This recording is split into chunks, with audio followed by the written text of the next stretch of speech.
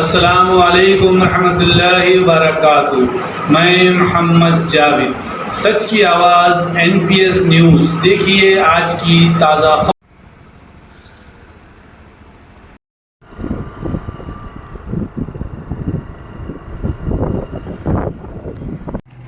నా పేరు Adirala Srinivas, Rajendra Nagar BSP Bahujan Samaj party president నేను మాట్లాడుతున్నాను.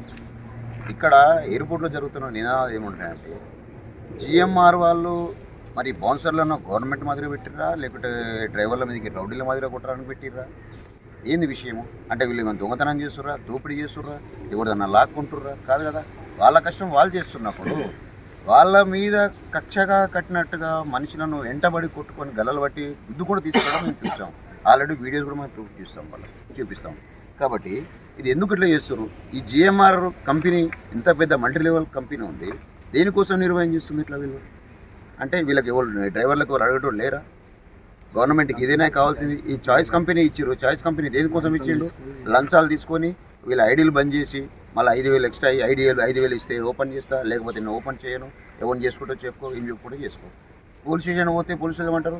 ఈ కోర్టు ఇచ్చింది ఇది ఏం లేదు, దీని పని లేదు, దీంతో పని లేదు ఏమంటే మీరు చూసుకోపో, లాయర్ని తీసుకుని మాట్లాడంటానంటే కోర్టు ఆర్డర్ ఇచ్చింది. ఏం ఆర్డర్ ఇచ్చింది కోర్టు ఆర్డర్ ఇచ్చింది కూడా